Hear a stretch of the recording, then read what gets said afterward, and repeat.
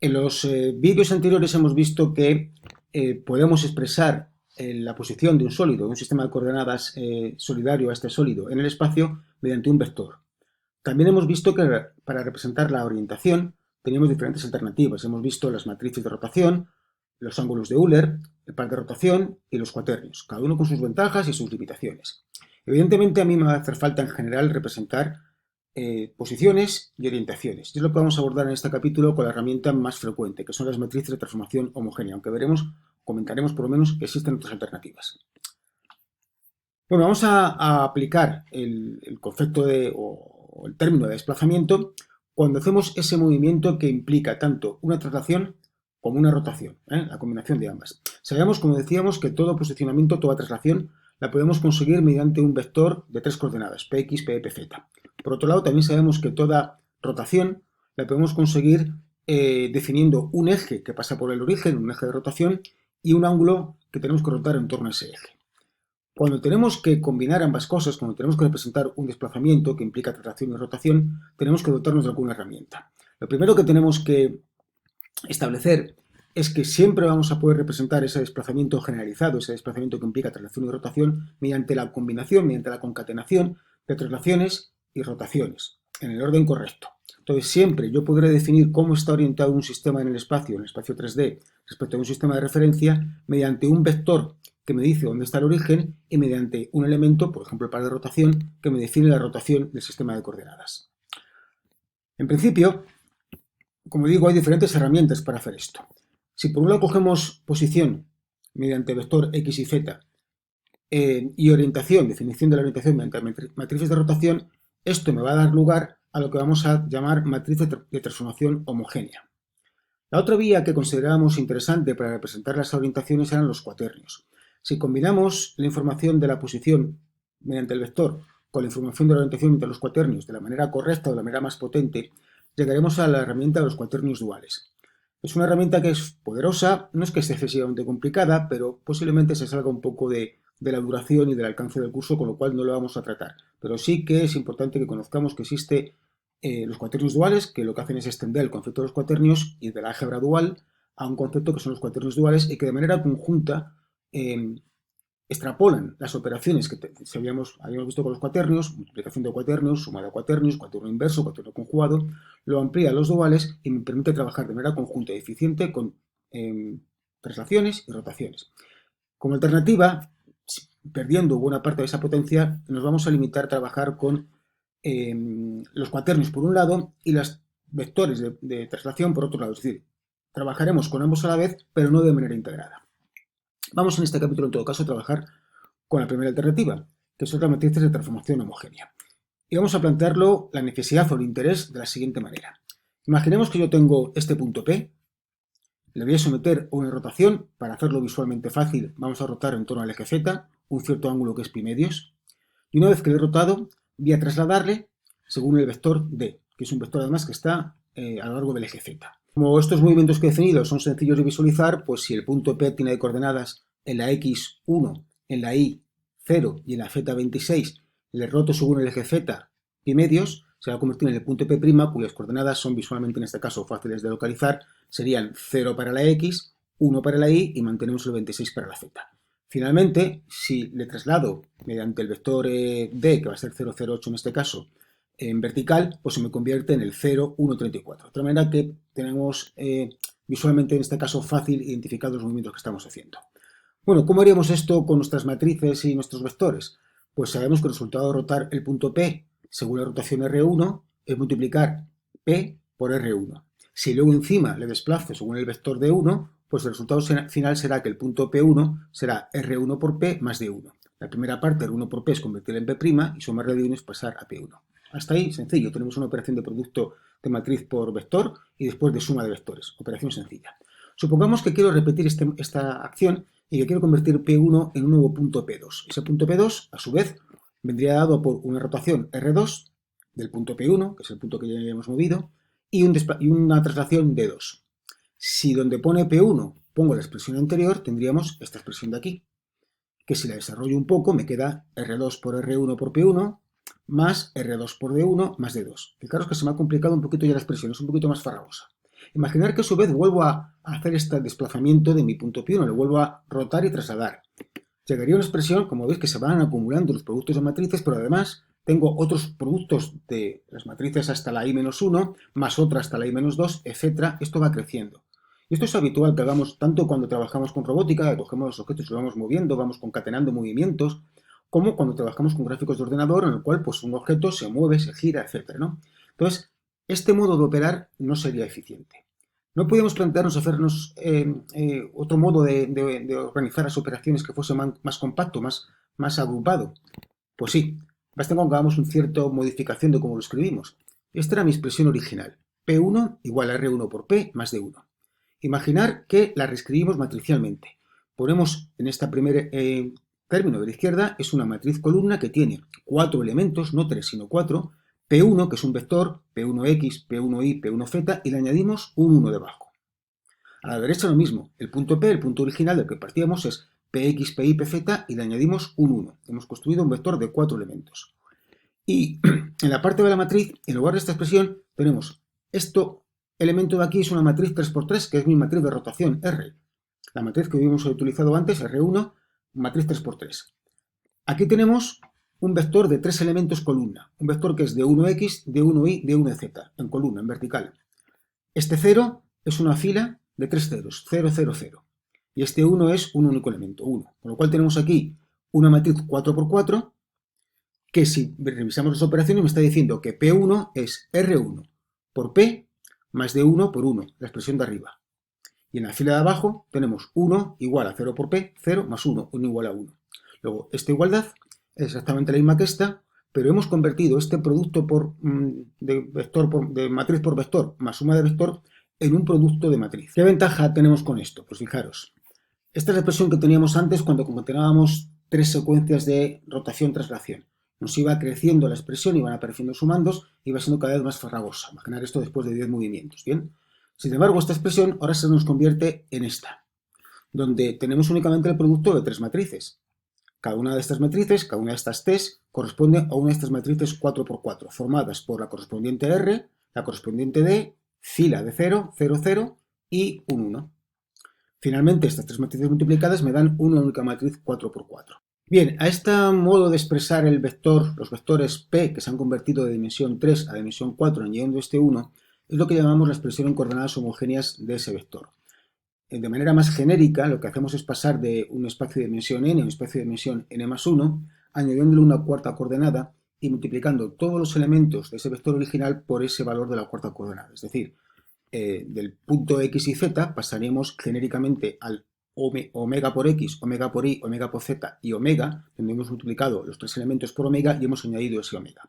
Para los casos para el uso que le queremos dar, nuestro omega va a ser 1 en robótica. De tal manera que nuestro vector x y z en coordenadas homogéneas va a ser x y z 1. Vamos a decir que, por ejemplo, pues un vector 2, 3, 4, a pasar a coordenadas homogéneas, podría ser el 4, 6, 8, 2, donde el omega es 2, hemos multiplicado 2, 3 y 4 por 2, o menos 6, menos 9, menos 12, menos 3, la omega es menos 3 y hemos multiplicado todo por menos 3, o lo que usaremos en robótica será 2, 3, 4, 1, la omega es 1. Esto en cuanto al vector. ¿Qué pasa con la matriz que ahora se me ha convertido, las matrices que tenemos de rotación, que ahora se nos han quedado una caja y hemos convertido la matriz en 4×4? Bien, pues esas van a ser las matrices de transformación homogénea. Son matrices 4×4 formadas por cajas, donde la primera caja es una caja 3×3 que representa la rotación. La segunda caja es un vector columna, 3 filas y una columna, que representa la traslación. El elemento que tenemos aquí, que yo he dicho que iba a ser 0, 0, 0 para el caso de la robótica, en general para otros usos, por ejemplo pues para gráficos por ordenador, podría tener valores diferentes de 0 y sería la perspectiva, sería el punto desde el cual yo estoy viendo un objeto. Y por último, en la omega sería el escalado, podría ser el factor de escala que me hace un zoom, me aleja o me acerca al punto al objeto que yo estoy viendo. Esto en robótica no me hace falta, entonces siempre la f será 0, 0, 0 y la omega será 1. Y por lo tanto tendré una matriz de transformación homogénea compuesta por una caja 3×3 de rotación y un vector columna, una caja columna si queréis, 3×1, que representa la traslación. Recordáis que las matrices de rotación, las matrices 3×3, eran matrices ortonormales. Sus vectores eran las proyecciones del vector de la base nueva en la base antigua, eran vectores ortonormales, cumplían que su norma era 1, el producto vectorial del primero por el segundo va al tercero, etc. Bien, esto eran las matrices de rotación, las matrices 3×3. Estas matrices que estamos ahora trabajando, las matrices de transformación homogénea, no son matrices de rotación, por lo tanto no son ortonormales. No lo confundamos. Las matrices de transformación homogénea no son ortonormales. Están formadas por una caja, entre otras, tiene una caja de rotación que sí es ortonormal. Sí que es cierto que la caja que tiene los tres primeros elementos, la caja que hemos llamado R33 y los elementos que llamamos N, O y A, vectores columna, tienen norma unidad. La inversa de esa subcaja R3×3 es igual a su traspuesta y el producto vectorial del primero por el segundo me da el tercero. Pero no ocurre con la matriz T, que si cogemos la columna entera lo cumpla. Entonces, la matriz T no es ortonormal, su inversa no es su traspuesta, cosa que sí me ocurría con las de rotación. No tenía que invertirlas porque me bastaba con transponerlas. Aquí no. Pero sí que tengo, digamos, la suerte o la habilidad de que puedo conseguir la inversa de la matriz T con esta operación. Fijaros en lo siguiente.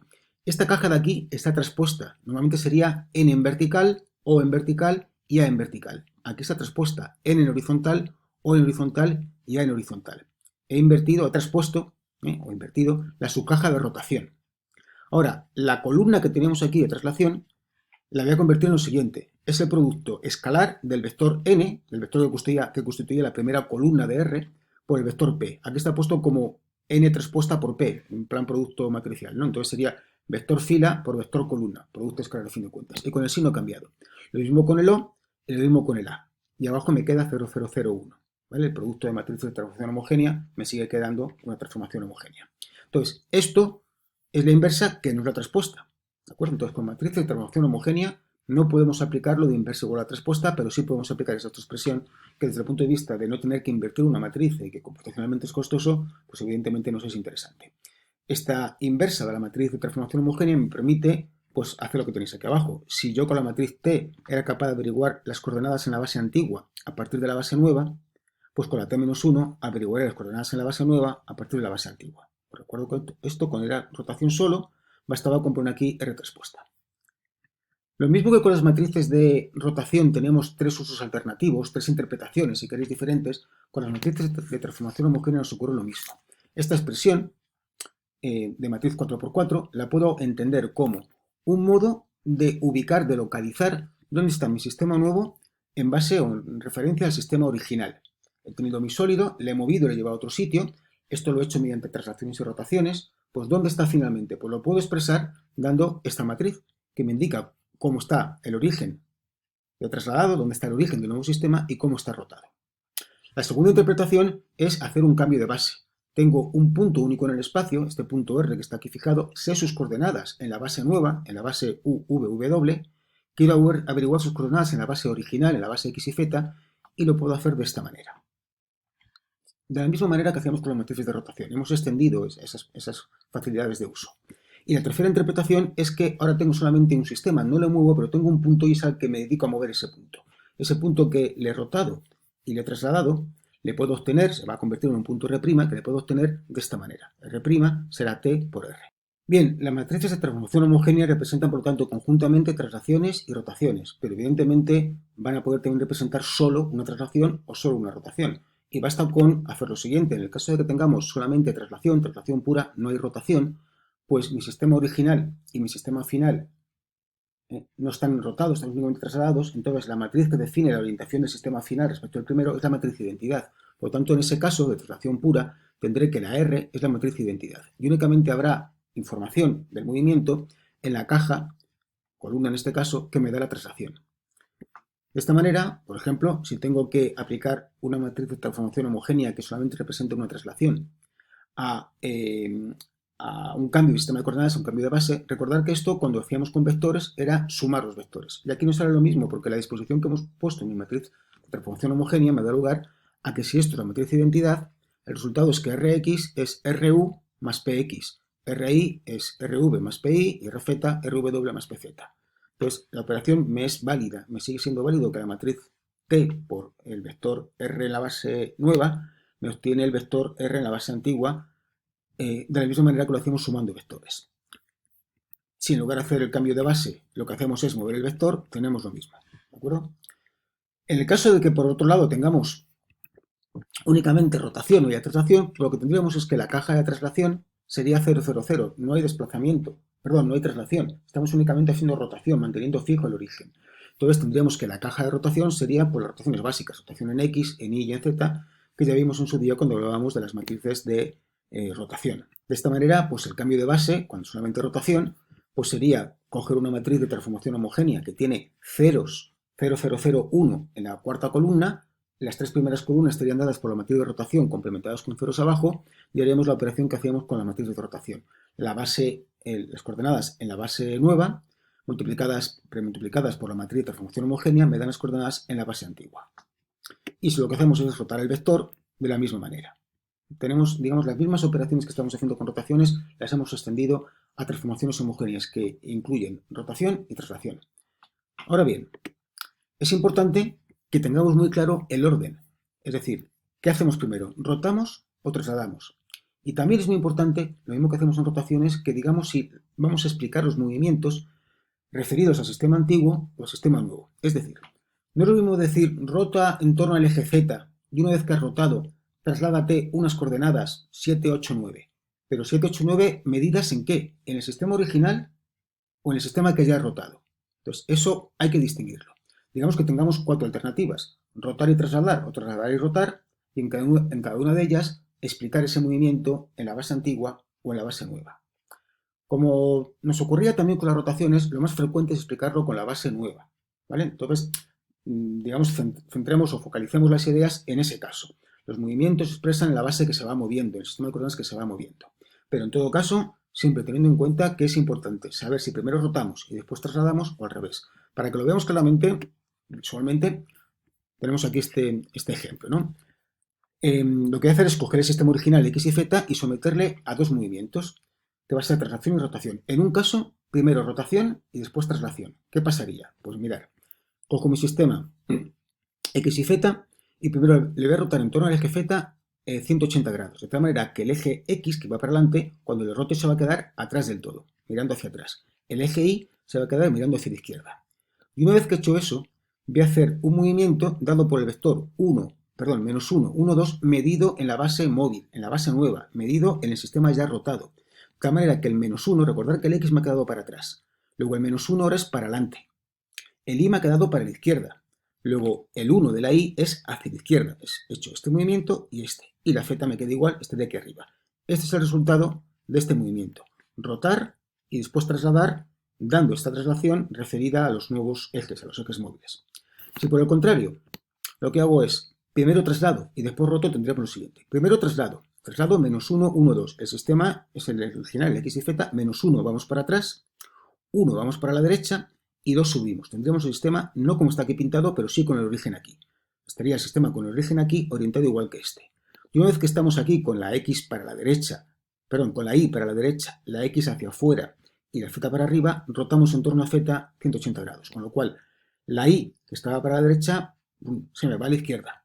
La X que estaba hacia afuera se me va hacia adentro y la Z me queda igual. Evidentemente, el sistema prima con el sistema prima prima, con el sistema con dos primas, es diferente. Trasladar y rotar ha sido esto, rotar y trasladar ha sido esto. Y he expresado los movimientos con respecto al sistema móvil. Os sugiero que en un papel os pintéis qué pasaría si este movimiento que hemos dicho, por ejemplo, aquí de traslación menos 1, 1, 2, lo hubiésemos definido, lo hubiésemos ejecutado con medidas referidas al sistema original, al sistema X y Z. O igual más difícil de pintar, imaginar que primero traslado, y como la traslación es con el primer movimiento respecto al sistema original, me pongo aquí, pero ahora roto pi no en torno a este eje Z nuevo, sino en torno al eje Z original. ¿Vale? A ver dónde quedaría el sistema. Evidentemente quedaría hacia atrás, ¿no? O hacia la derecha. Entonces son movimientos diferentes y tenemos que tener claro cómo vamos haciendo esos movimientos. Vamos a hacer también un ejemplo con números ahí para que se vea. Voy a hacer movimientos referidos al sistema móvil, rojo, por lo tanto vamos a multiplicar. Y voy a ir poniendo mis matrices de transformación homogénea en el mismo orden que voy haciendo los movimientos, hacia la derecha. Primero voy a hacer una traslación, después un giro en torno al eje X y después un giro en torno al eje Y. Como pongo U y V, quiero decir eje X y eje Y nuevos siempre. Entonces, tengo que multiplicar. Por lo tanto, el orden será el siguiente. Primer movimiento que hago, la traslación. Segundo movimiento, la rotación en X. Y tercer movimiento, la rotación en Y.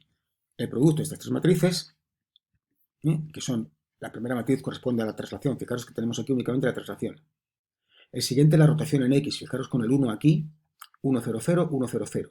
Y el tercero rotación en Y, fijaros 0, 1, 0, 0, 1, 0. Y por supuesto las columnas de traslación a 0. Si multiplico estas tres, me da este movimiento. Este movimiento es el resultado, esta matriz, mejor dicho, es el resultado del movimiento combinado de estas tres acciones consecutivas en ese orden y referida a esos ejes.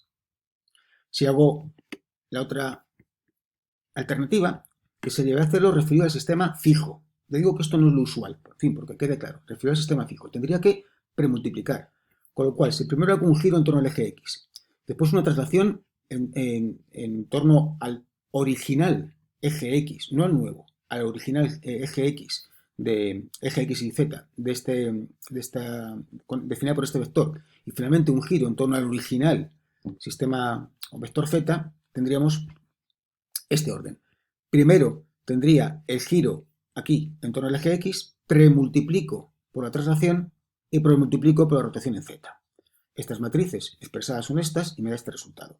También os sugiero que intentéis pintaros, son movimientos sencillos de 90 grados, etcétera, pintaros en un papel un sistema al cual someto estos movimientos, veis dónde queda y veis que dónde queda identificado por esta matriz. Es decir, cuando lo pintéis, deberéis de ver que el eje X que os ha quedado al final tiene que estar orientado como el eje Y original, por este 1 aquí. Que el eje Y nuevo que os ha quedado al final tiene que quedar orientado como el eje Z hacia abajo, por este -1 de aquí. Y el eje X final tiene que haber quedado orientado como el eje X hacia al revés de como estaba originalmente. Y además, medido en el sistema original, va a estar a las distancias -5, 5 y 10 respecto de ese sistema de coordenadas original. Bueno, por dar un poco todo esto en la interpretación menos abstracta y llevarlo al robot. Tengo ahí mi robot pintado y quiero decir al robot que vaya a unas coordenadas o quiero averiguar dónde está su extremo opuesto en un momento determinado. Quiero localizar la herramienta H referida a un sistema de referencia que le he puesto ahí R, que le he puesto separado de la base del robot, pero que muy frecuentemente este sistema estará referido al propio robot. Pero en fin, me es igual, un sistema fijo, un sistema de referencia fijo. Entonces, para localizar dónde está situada mi herramienta o a dónde tiene que ir mi herramienta, voy a dar una matriz de transformación homogénea, que va a tener esas 4 columnas. Las primeras 3 columnas, o la primera caja 3×3, va a dar información de esta orientación. Y la cuarta columna, el vector columna final, va a dar información de dónde está el origen de este sistema. De tal manera que vamos a decir, por convenio, se suele hacer lo siguiente. Al vector que está en la dirección en la cual la garra parece que se aproxima hacia la pieza, aquí está la pieza, la garra va hacia él, ese vector va a ser el vector Z. Lo comentábamos cuando hablábamos de los ángulos de Euler X y Z, los ángulos Yaw-Pitch-Roll, ¿no? Entonces, la dirección en la cual nos acercamos va a ser la dirección que corresponde al eje Z, es decir, este eje de aquí sería el Z. Y como está en la dirección de aproximación, approach, le damos la letra A. El vector o la dirección que es que está en la línea que une los dos dedos, suponiendo que la garra tuviese 2 dedos, va a ser el vector O, que correspondería al I. Y el vector perpendicular a ambos, el que es perpendicular a la pinza, si está la pinza, pues el vector perpendicular a ella, va a ser el vector N, que va a corresponder al X. De tal manera que esta matriz que me define cómo está orientado mi extremo va a ser vector X y Z, pues vector N, O y A. Por eso en ocasiones pues veréis que ponemos la matriz que me define dónde está el extremo del robot como matriz N o A, viendo que son 3 vectores, 3×3, con los ceros abajo, y por último el P, que es donde está este punto referido al sistema de referencia. A mí me dan esta matriz 4×4, esta matriz de transformación homogénea, NOAP, y sé dónde está posicionado el extremo, dónde está localizado el extremo del robot. Fijaros que hay información redundante. Tenemos que la matriz 3×3 que da la orientación, la caja primera, sabemos que tiene 9 elementos cuando me bastaban 3. Y encima en este caso tenemos 0001, que es una información que en principio si la guardo pues me está sobrando, no tengo por qué guardarla en mi memoria si tengo un montón de datos de este estilo, puesto que sé que siempre es 0001. Y tiene los inconvenientes que decíamos de las matrices de rotación, nos va arrastrando. Pero es una herramienta cómoda, porque podemos fácilmente concatenar movimientos, podemos invertirlos, podemos, en fin, tener todo el álgebra de las matrices de apoyo para trabajar con ellas y por lo tanto es la herramienta más extendida para hacer toda la definición de movimientos del robot. Otra cosa es la implementación después que hagamos en nuestro ordenador o en nuestro sistema de control. Pero desde el punto de vista de cómo concebirla, cómo pensar, cómo desarrollar las ecuaciones, es lo más frecuente utilizar las matrices de transformación homogénea.